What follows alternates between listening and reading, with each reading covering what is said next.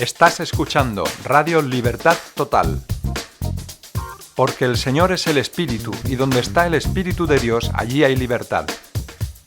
Por tanto, nosotros todos, mirando a cara descubierta como en un espejo la gloria del Señor, somos transformados de gloria en gloria, en la misma imagen, como por el Espíritu del Señor.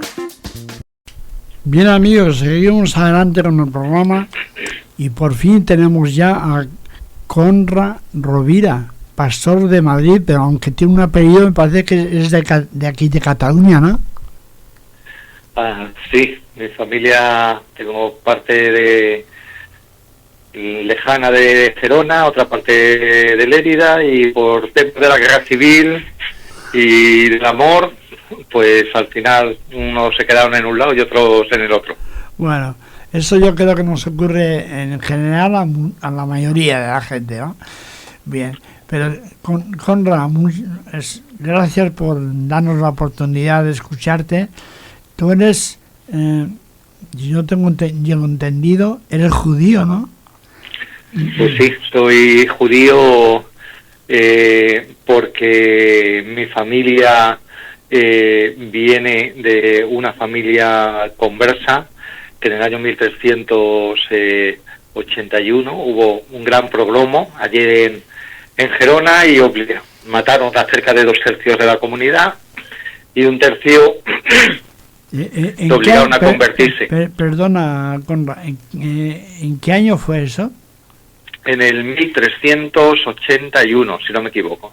Bueno, o sea, un progromo, o sea, un progromo que sea una palabra rusa, se puede entender como una matanza que hubo de la comunidad judía de allí. Lo bueno que ahí en la Catedral de Gerona están las actas de conversión de los que porque fueron obligados para salvar su vida, pues allí está el acta de mi familia. Cogieron el apellido Rovira, que en catalán antiguo tiene que ver algo como rubí precioso o algo relacionado con el tema del oficio que debéis de tener, de tallar diamantes o algún tipo de piedra preciosa.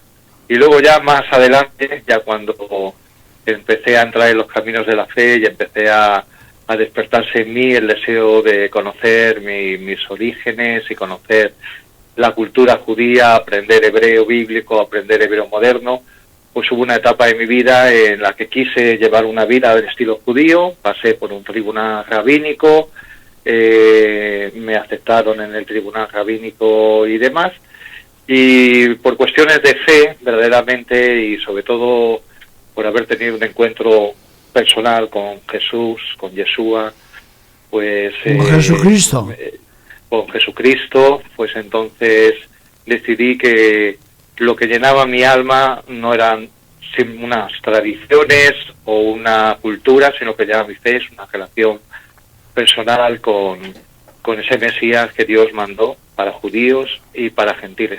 Para todo el mundo. Aún así, exactamente, aún así tengo un gran amor hacia mi pueblo, un gran amor hacia la Biblia, un gran dolor por todo lo que pasa con ello, y quería decir a la gente, seas judío, no lo seas, ahora todos tenemos que tener ese eslogan, todos somos judíos ahora mismo, porque lo que se está poniendo en juego ahora allí no es una cuestión de tradición, de cultura o política, se está poniendo en juego nuestra propia libertad como seres humanos y el derecho a tener una existencia sin que vengan ningún tipo de fanáticos que nos arrebaten la vida porque creamos o pensamos distintos que ellos. Bueno, pero escucha una cosa, Conrad, eso que estás diciendo, que yo estoy de acuerdo completamente, 100%, pero realmente me preocupa, te lo digo sinceramente, ver que en el mundo primero hubo una reacción del mes de octubre, el día 7 de octubre, por el terrible atentado y matanza, algo tremendo que ocurrió allí en Israel, y hubo una reacción bastante buena de la gente en general, pero ahora hay mucha gente confusa que está pensando lo contrario. Está acusando incluso al pueblo de Israel de lo que está ocurriendo en la Franja de Gaza y todo esto. Bueno, pues, ¿quieres explicarnos tú cómo lo ves? ¿O de qué manera puedes tú ayudar a que otra gente lo entienda? Pues voy a empezar con una cita de Primo Levi, que fue un judío italiano que desgraciadamente tuvo que pasar por el campo de concentración de Auschwitz. Y él dijo una cita que a mí me llamó mucho la atención, que era que después de Auschwitz ya no se podía creer en Dios. Pero yo entendí sus razones al ver toda esa maldad, por cómo llegó él a la conclusión, pero yo llegué a la conclusión contraria, que es que después de Auschwitz ya no se puede creer en la bondad del ser humano. Y verdaderamente lo que estamos viendo ahora es como la maldad está tomando el control de los medios de la comunicación, donde ni siquiera se está teniendo en cuenta los niños decapitados, las mujeres violadas, sino que se están utilizando argumentos que parecían que fuesen de la Edad Media. Es como cuando a una mujer que ha sido violada la acusan de que está provocando a su agresor. Entonces, la misma existencia del pueblo de Israel como tal, la misma a la tierra que fue prometida a nuestros antepasados, es una provocación. Simplemente es una provocación, y hay personas en las cuales ataca directamente a su fe y a su creencia la misma existencia del pueblo de Israel. Que me gustaría que la gente entendiera que aquí no estamos hablando de un conflicto político ni militar, estamos hablando de un conflicto espiritual entre un mundo de maldad y un mundo por lo menos que busca la bondad y que busca a un Dios bueno y que ama al ser humano. Bueno, un Dios bueno y justo, que también hace justicia.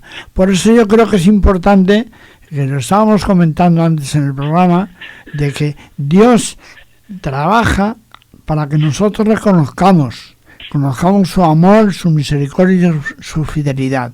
Pero claro, cuando se dan estas situaciones, y precisamente el que recibe los palos, hablando claro, es el pueblo de Israel.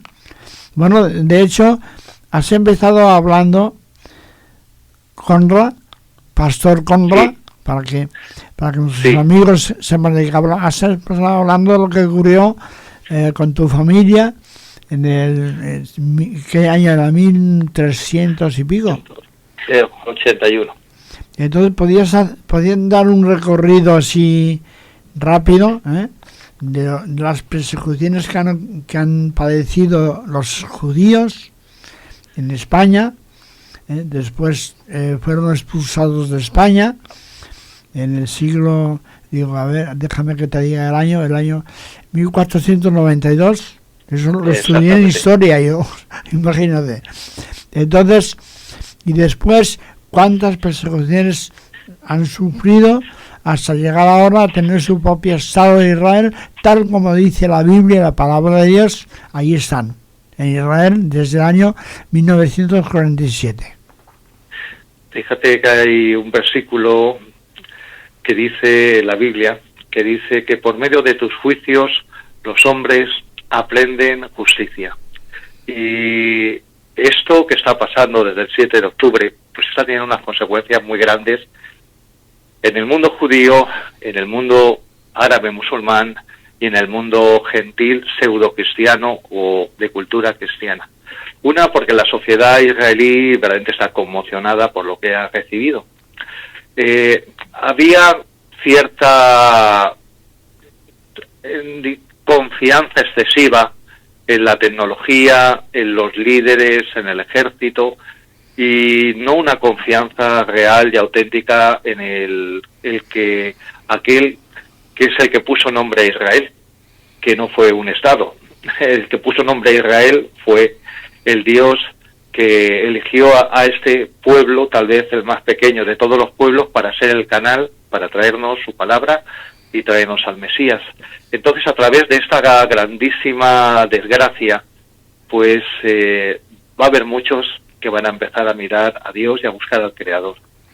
Bueno, pues y esperamos. buscar respuestas en Él, Bueno, que es el único que nos puede dar. pero en el entorno de la iglesia evangélica, ¿qué está ocurriendo actualmente? Porque hay gente, bueno, estamos orando muy a menudo, casi cada día, por Israel, para que Dios manifieste ahí su amor, su misericordia, y más en esta situación tan difícil, ¿no? Pero también hay mucha gente que habla de que la iglesia ha sustituido a Israel, bueno, unos líos tremendos. ¿Podrías tú explicarnos este tema? Bueno, hay cuestiones teológicas, lo llaman la doctrina de la sustitución, pero yo prefiero llamarlo la doctrina de cómo Dios hace las cosas por encima de nuestra mente y de pensamientos.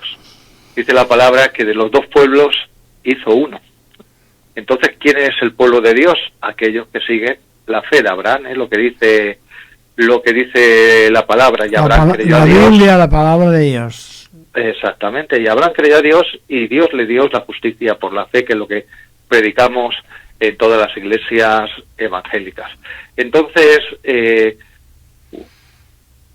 cualquier creyente que sea sincero va a tener un gran amor a los que son descendientes de Abraham según la carne.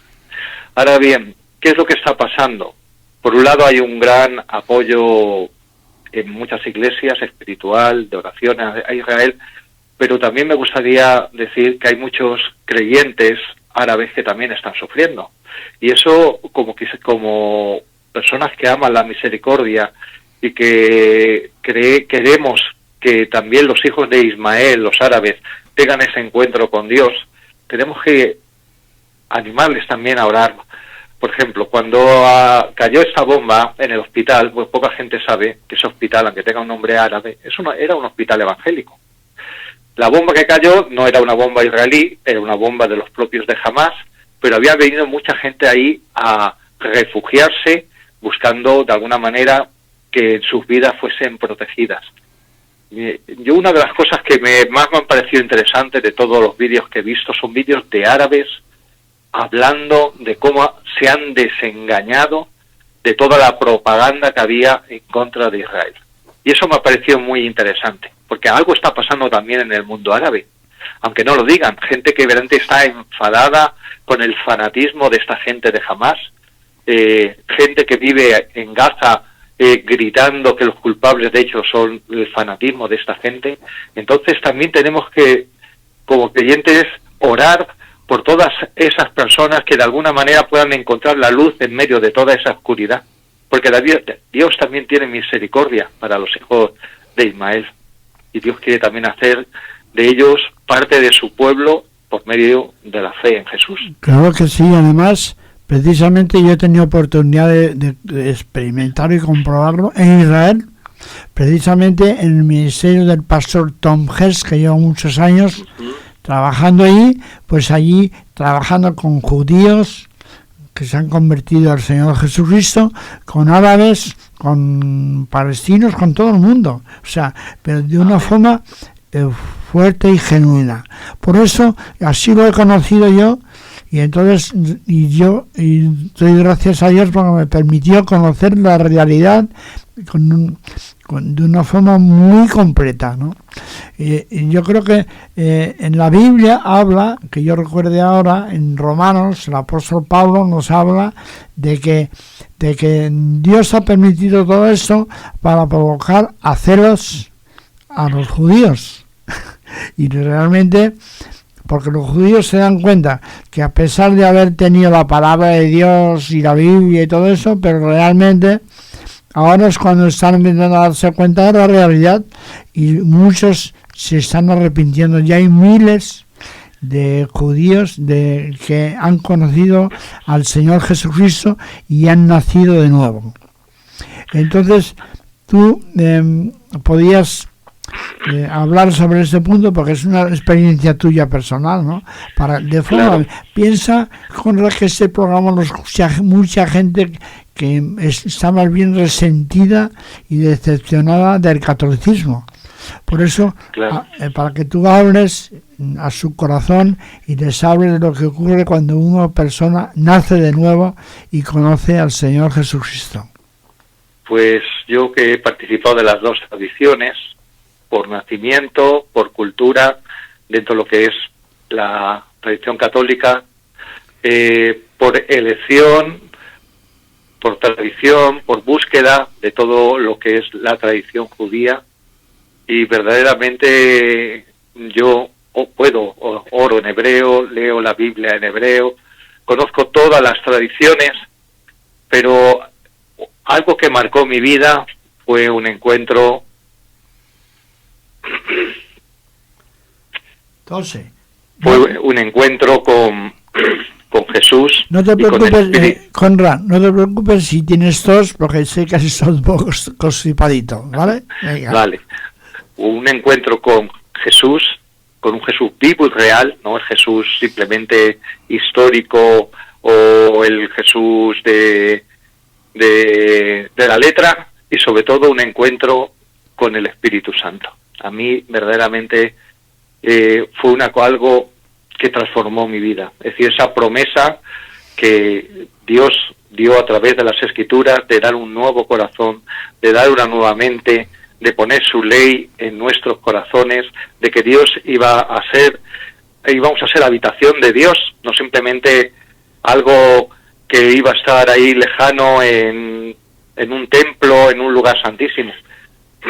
Entonces, esa experiencia pentecostal, que es lo que habla la Escritura, es lo que verdaderamente me da sentido como creyente y me da vida. Incluso podía añadir que si algo puede definir la experiencia del nuevo pacto, que es lo que todos los creyentes en Jesús hemos entrado, es el que es la era del Espíritu.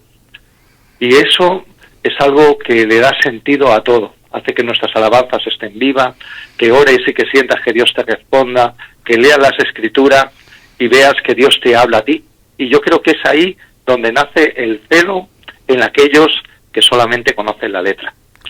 Porque la letra mata, pero el Espíritu vivifica. Muy buena esa frase de la Biblia, ¿eh? La letra mata, pero el Espíritu da vida. Bueno, de hecho, el Señor Jesucristo, Él lo anunció, dijo cuando Él se iba, pero que enviaría el Espíritu Santo para que nos guiara a la verdad toda, completa.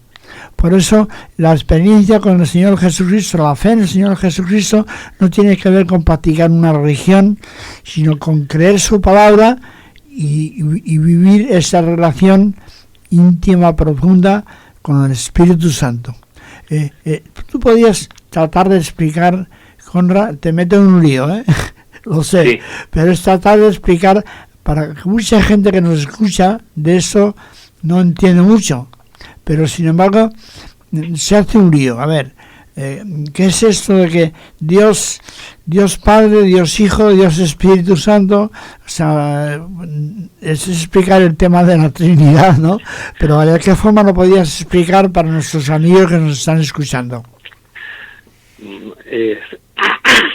Difícil es, pero hay analogías, metáforas en la vida. Tenemos el agua sólida, el hielo, el agua líquida, el agua en vapor, y verdaderamente Dios, siendo uno, en esencia, estamos hablando en esencia, la Biblia nos habla que hay tres personas en Él, y esas tres personas, diferenciadas con la misma esencia, trabajan en conjunto, y a una le llamamos Dios el Padre, otra se ha manifestado como Dios el Hijo, y otra es Dios el Espíritu. Y entonces el plan de Dios siempre ha sido volver otra vez a reconectarnos como en los tiempos del principio de la creación entre Adán y Dios. Adán y Dios tenían una relación, una comunicación, podía sentir una su amistad, presencia, se podría decir una amistad, ¿no? Una amistad. Y entonces cuando es quitada ese gran bloqueo, ese gran abismo, ese gran precipicio que la Biblia lo llama el pecado, todas nuestras deudas espirituales para con Dios, y esa es quitado a través de lo que Jesucristo hizo cuando murió en nuestro lugar en la cruz. Entonces, de repente, cuando uno es limpiado por esa fe, esa confianza en que el perdón viene a través de Jesús, es cuando se abre en nuestra vida una puerta a una realidad espiritual que antes no teníamos. La Biblia dice que el hombre es cuerpo, alma y espíritu, que también en cierta forma es una trinidad, aunque seamos una sola persona.